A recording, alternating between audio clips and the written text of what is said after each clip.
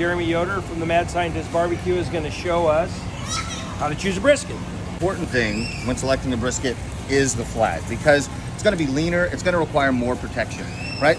A lot of people have cooked a brisket and they inevitably will say something like, yeah, the point turned out amazing, but the flat was dry and I didn't like it. So what you want to look for is a thick flat. The reason is because it's so much leaner and it needs a smaller surface area to volume ratio to not dry out. So big and thick means it's going to stay moist, it's not going to dry out, and you're going to have a product that you can eat from one end to the other.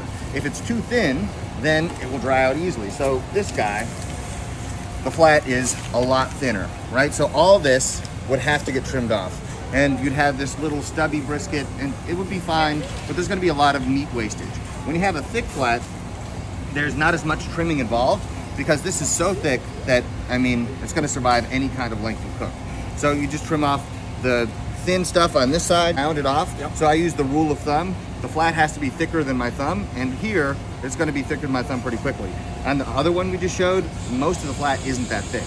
So generally speaking, if you get a thick flat, you're 90% of the way there. And then you just want to make sure that there aren't huge bald spots in the fat cap here, because the fat cap is what's going to be protecting the brisket from drying out. And you want that fat to render down and keep that moist. Correct. So you want the fat to render on the top because you want this to bark up, and the fat kind of renders down, becomes translucent, and kind of integrates itself into the bark. So it's not meat and then a layer of fat, it's meat and then this kind of fatty, juicy layer of barky, smoky goodness on the top, and you just eat it in one bite, and then you have a difference in texture, a difference in flavor, and then you have the richness of the meat underneath. So no gashes in the fat cap on the top. But this thing, that would get trimmed off anyway. Yep. And if you want to know more about exactly how I trim a brisket, you can check out my How to Trim a Brisket video. But one thing I do recommend is, if you can avoid it, these ones that have the big mohawk, this huge chunk, a lot of times it won't survive a cook, and so you're paying for meat that you're not going to be able to cook and eat.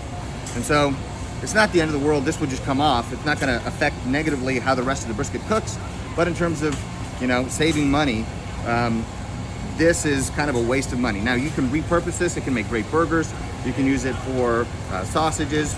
It's not a total waste, but most people don't have a sausage grinder at home. They don't have a way to case up the sausages, and so usually this ends up going in the garbage.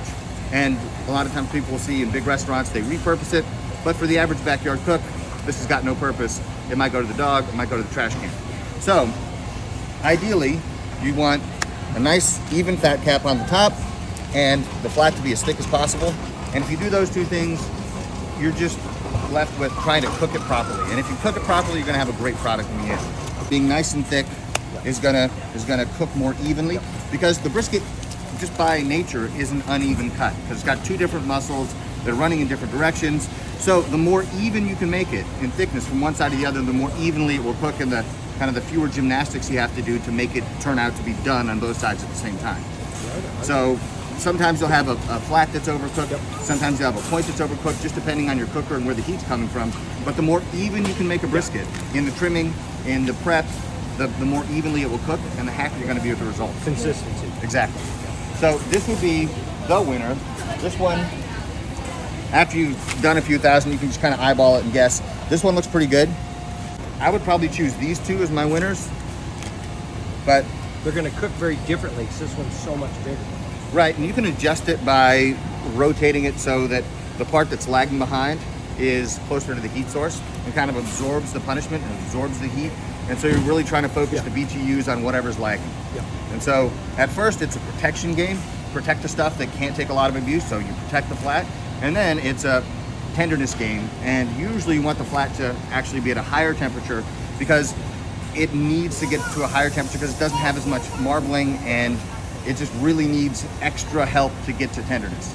So as you're cooking this,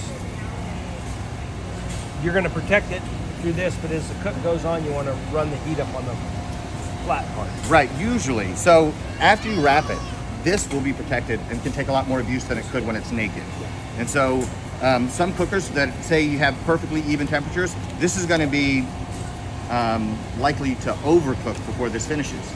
But if you have a convection cooker, you have a lot of air moving in a direction, this will oftentimes take off. This will be 180 and this will be 140, just because it takes all the brunt of the punishment.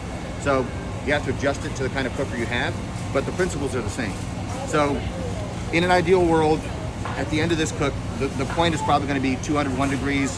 The flat is going to be 205. And if you temp right in the middle, it's going to be about 203. But it's just when it feels right. The temperature is a guideline. When you poke your temperature probe in and it feels right, it feels like it's going into butter, there's like almost no resistance, you know that you're done.